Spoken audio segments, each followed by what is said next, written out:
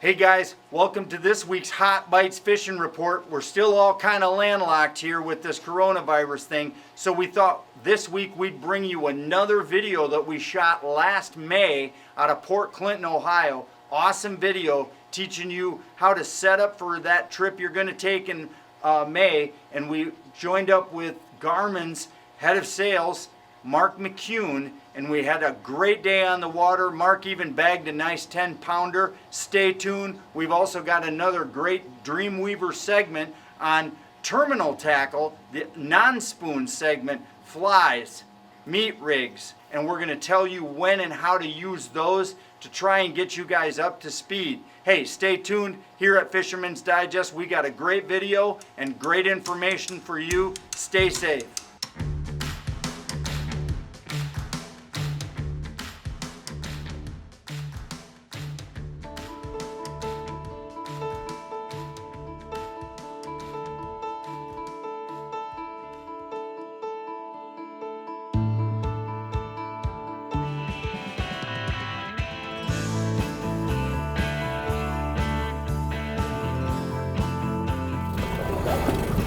Yeah, we got a better fish here. Yeah, I know. I saw the way the board was acting.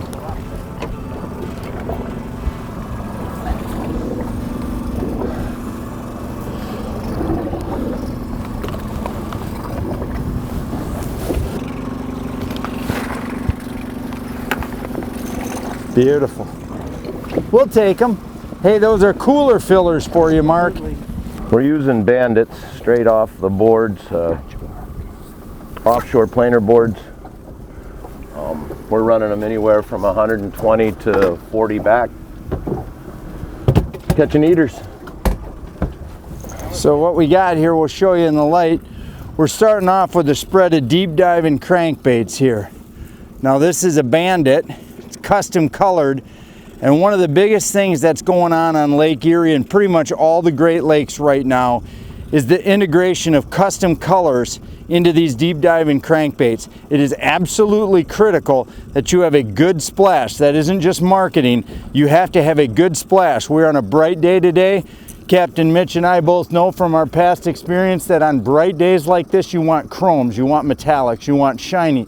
If we had a lot of cloud cover, then this would be going more to fluorescence, more like high contrast pinks and yellows and whites and oranges and greens and things like that. Today we got sun, so we're gonna have bright out. That one just pulled better, Mark. That wasn't, like it could be a little yeah, that one bit differently than the others. Yep. Gonna find out here real quick. I'll step up in here and get that board.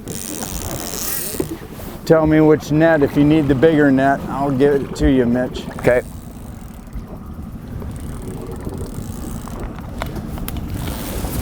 How does it feel, Mark?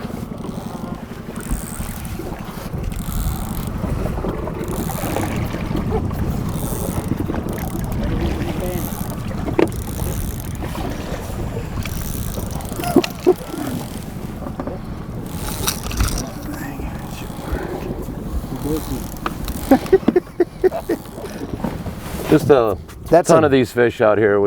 You can put lots of these in there any day. Awesome fishing.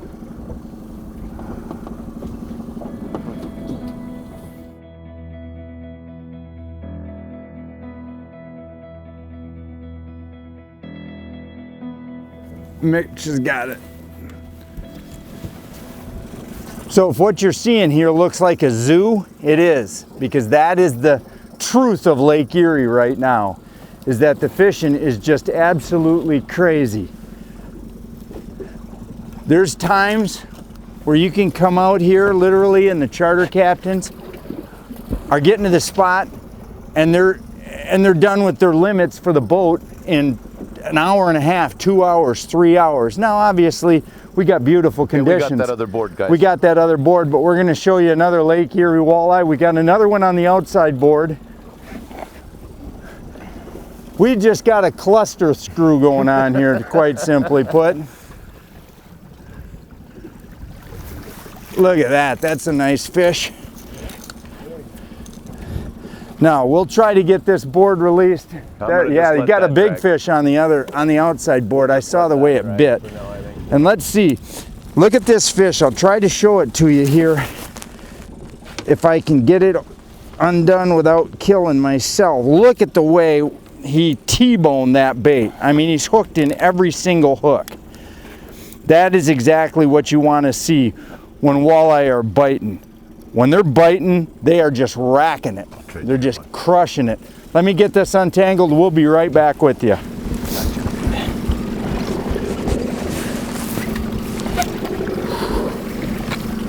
Okay. Move back. We got a rod going.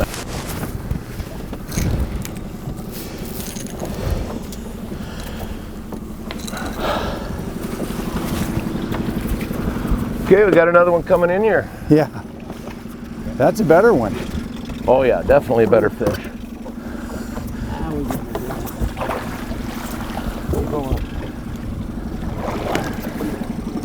I'm gonna need you to reel, Mark.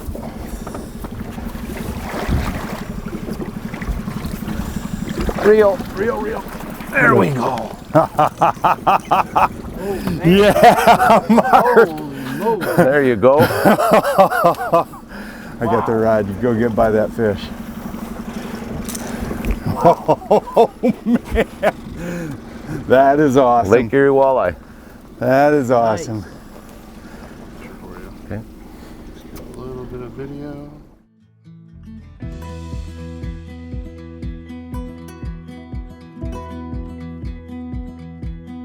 One of the biggest features that I see with Garmin products is their ease of operation. One of the biggest problems consumers have over the years is buying products that are so difficult to operate that they can never really figure out how to use them. But with Garmin, just remember you've got a home button. You hit your home key, it brings up all your main features on this screen, one screen. If you wanted charts, just hit charts. If you wanted your fishing chart, it says fishing chart, just touch it, done. Simple as that. Home, said we wanted sonar, just hit sonar. Here's our different sonar options. As long as you have those transducers connected, these different options are available to you. If you want clear view, just touch it. Boom, it's that simple. Very easy, 1 or 2 key entry and it's completely done. Now another real nice feature is be able to customize your screen with different combos. So I'm going to hit the combos button. I want to customize, it says customize, boom. I want to add, so I just touch add. You pick out the layout you want. Say you wanted this layout here. Okay, so now we're going to just touch the first one. We're going to put sonar in there. I'm going to do side view. There's side view.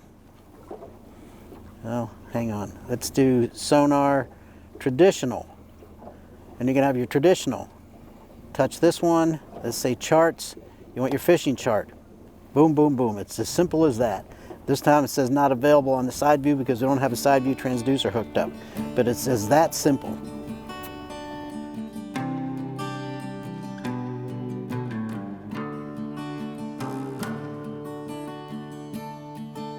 Hey sportsmen, in today's tackle box, we really were pretty simple today. We trolled all day long and we used bandits for the most part. Now these bandits were in custom colors and we pulled them behind the offshore side planer boards.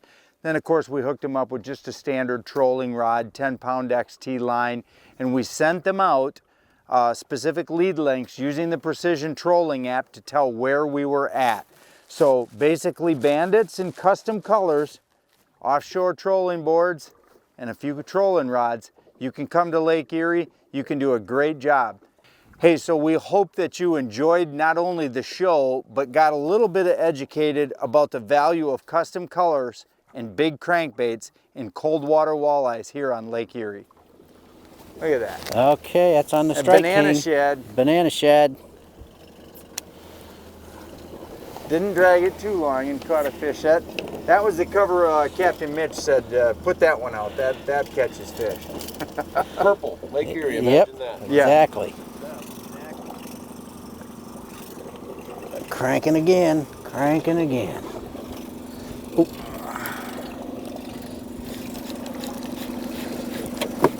This is a little guy. It's a little one. Yep.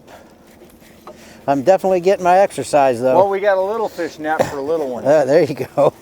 Make the fish look bigger. That's right. Well, we just don't want to get a little fish lost in a big net. This is perfect for eating. Oh yeah. There he is coming in, all mouth open and everything. A little guy, in some places, this would be considered a heck whopper, of a nice that's walleye. right. But on Lake Erie, Ooh, quick disconnect.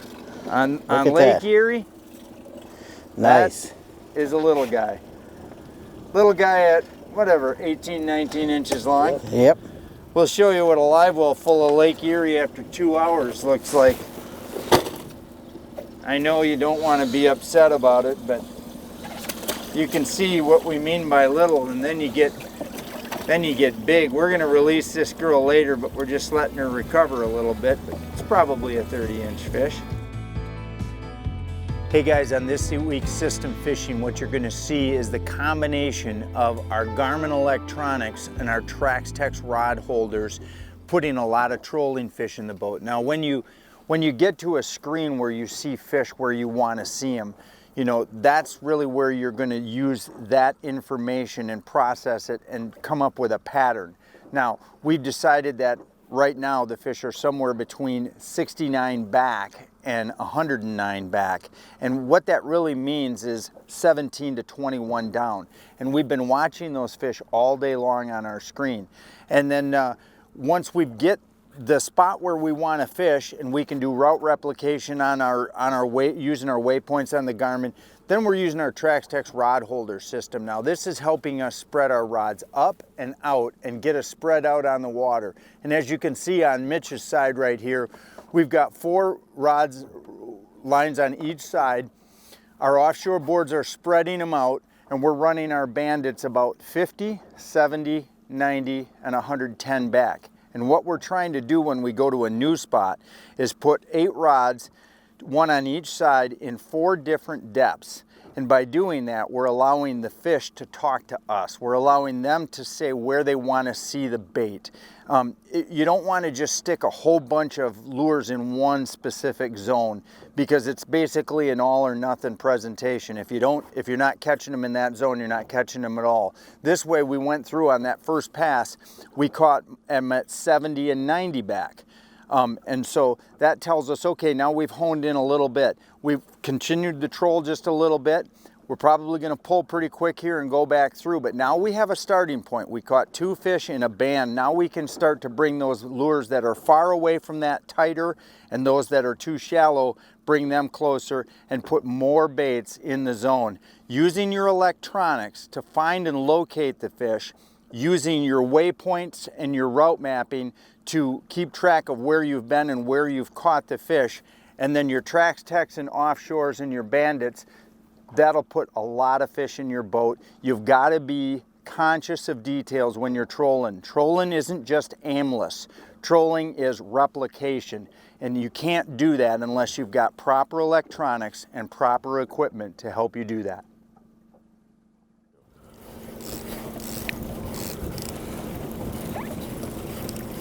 I think there's fish from top to bottom. I think I'm going to leave this one out for right now. And when you look at the graph, you see fish from 10 feet all the way to the bottom. Exactly. How's it feel, Mark? 122. It's starting to come in pretty easy now, actually. Had a little tension on that one. Yep. Feels like another Lake Erie walleye.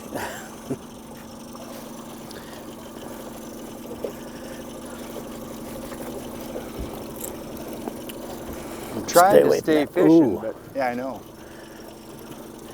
Now he's starting to get nervous. Yeah, he's getting nice. It's a nice one, Mark. Oh This yeah, other they're way- all nice. Yeah, exactly. Some just a little nicer than others.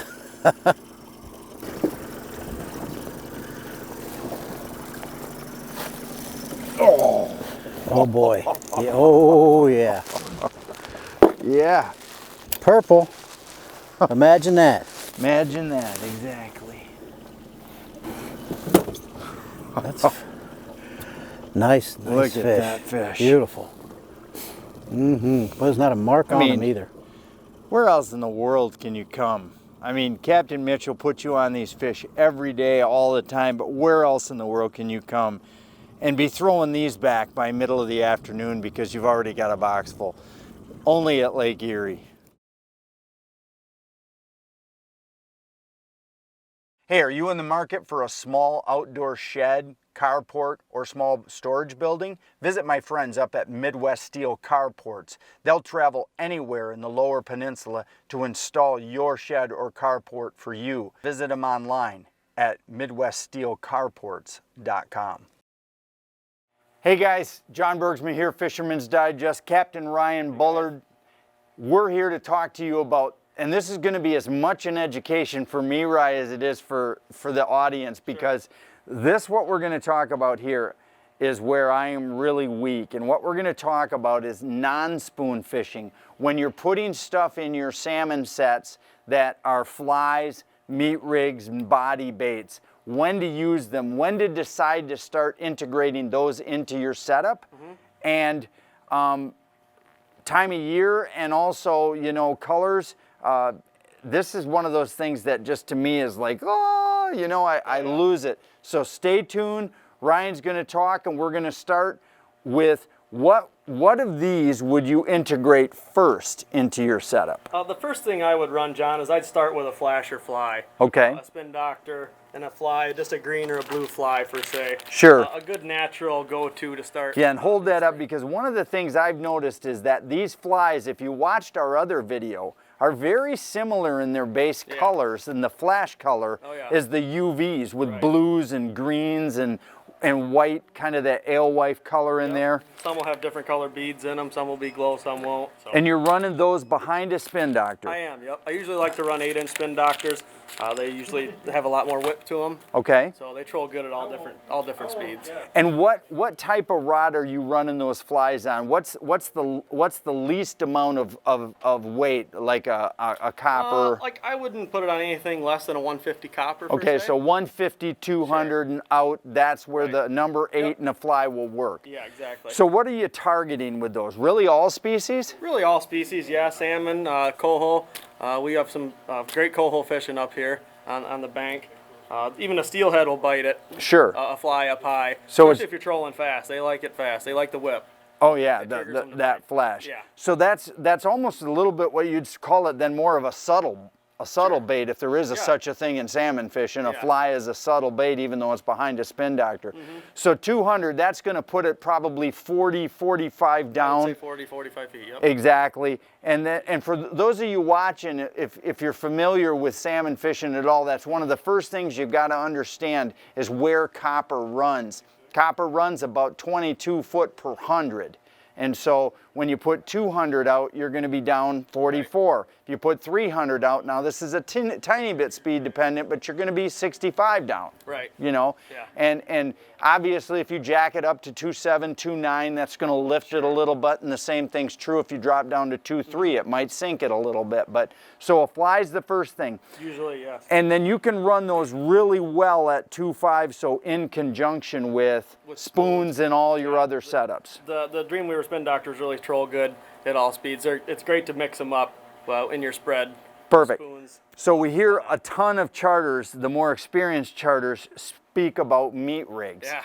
So if possible, give us a brief introduction to what time of the year and when do you really start, and on what rods in your boat, from downriggers to low and high divers, where do you run meat rigs most often, and when do you start running them? Usually, John, I will always start my meat rigs and my flies out on my dipsy diver rods. Okay. Usually I'll throw one side out.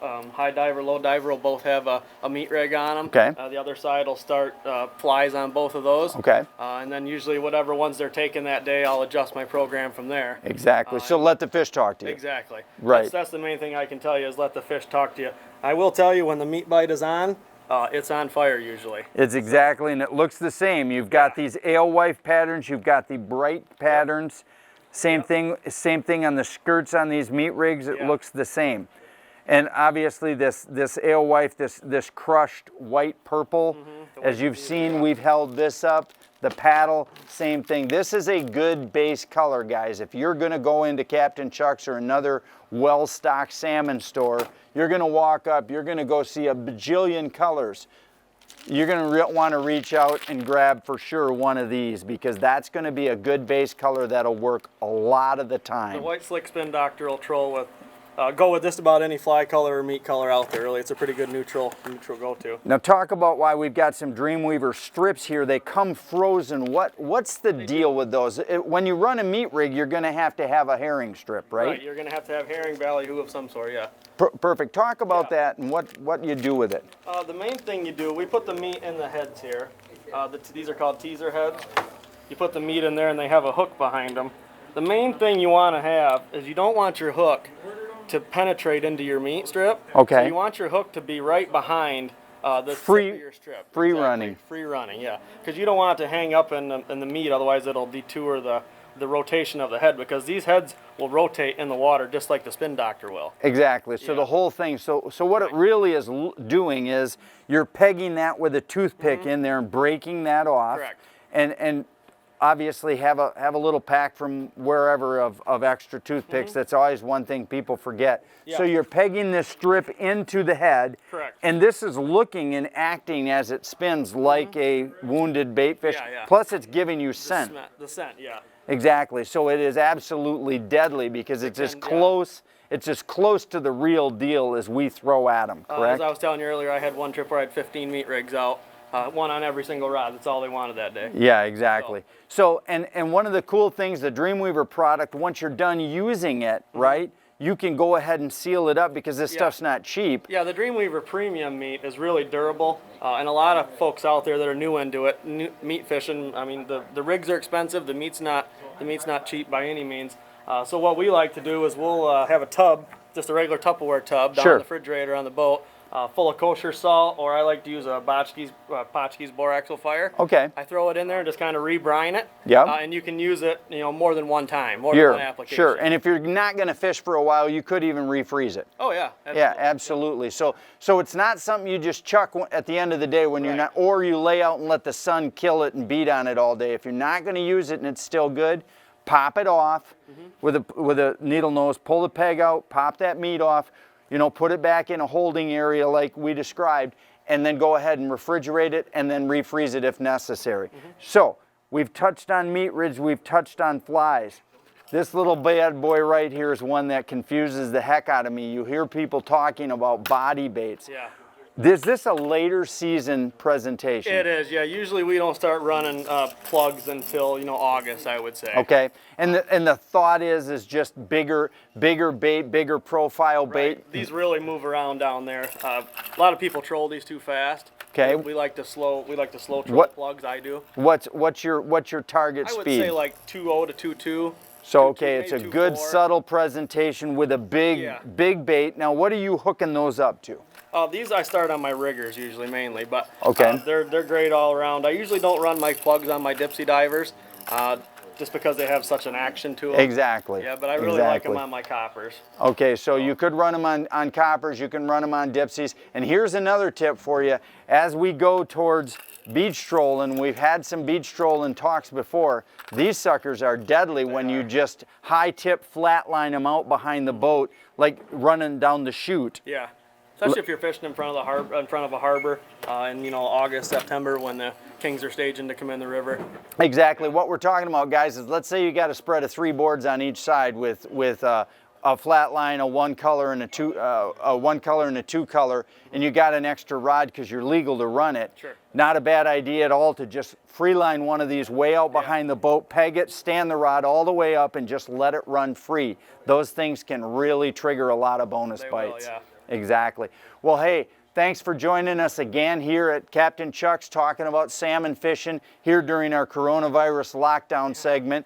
Ryan, what's the prognosis? Talk to us a little bit about what it's looking like for the upcoming year. Let's assume we all can get back on the water by mid to late May. How is the fishing from what you saw at the end of last year, what are you expecting? Good fishing? I'm expecting good fishing, John. Last year we had, in September when we were out there fishing, we seen an exceptionally large size of class of 3-year-old salmon out there. Okay. And a lot of 2-year-old salmon. So a lot of activity and a lot of potential for some Yeah. real wall hangers too. yeah, oh yeah. I believe last year at Captain Chuck's we had over 90 fish weighed in over 30 pounds. So That which is an astronomical that's number. unbelievable. And I think it's only going to go up from there. There's a large amount of bait fish in the lake, and not only bait fish but large bait fish. Exactly. 8 And inches long. So large bait fish means big these fish. fish are going to grow fast. Exactly.